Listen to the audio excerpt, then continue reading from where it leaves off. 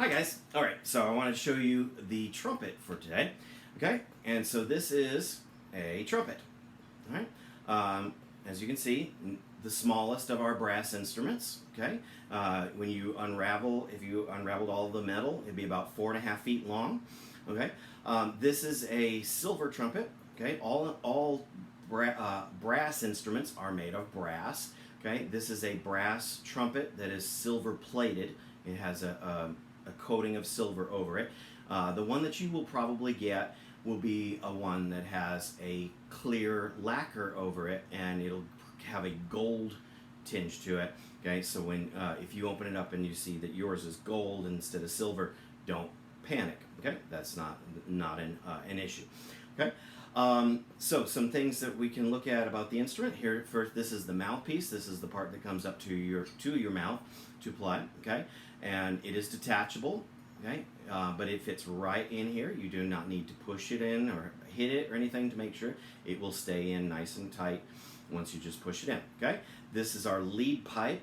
Okay, and this is the tube that comes from the mouthpiece out to the bell.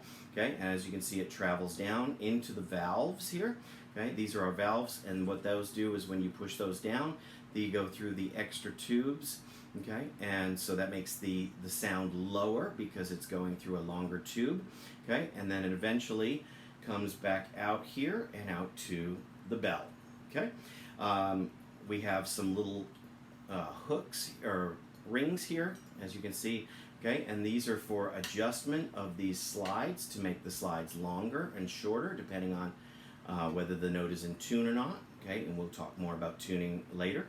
Okay, and then we also have our main tuning slide, which puts the whole instrument in tune, so that when we play together as a group, we all sound the same. Okay, the only other thing left on here is what we call the water keys. Okay, some people call them spit valves. They're not spit valves because there's not spit coming out. If you're spitting into the horn, that's kind of gross.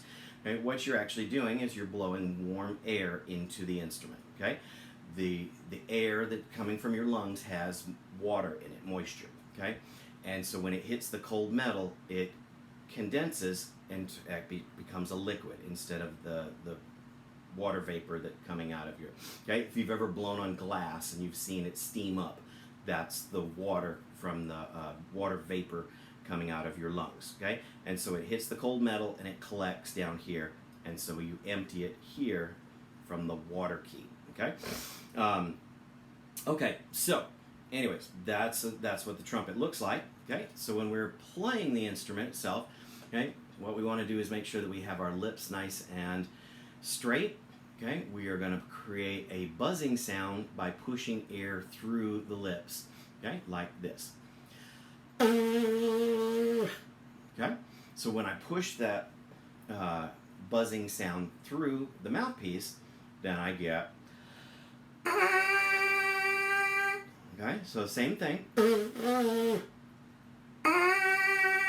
Creates a little bit better sound.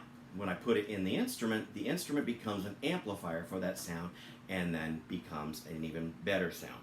Okay, hopefully. Okay, and so by making my lips a little bit further apart, I'm blowing a little bit slower air. I create a lower note. Okay. Okay, and if I tighten the lips up just a little bit, make the opening a little smaller, I get that first note that you heard. Okay. And then if I make the opening even smaller, and make the air come out faster, I get a higher note. Sorry. Okay. So, and as I said, the valves will then lower the notes. So as if I start out on that high note there that you heard, okay. Okay, and then I add valve.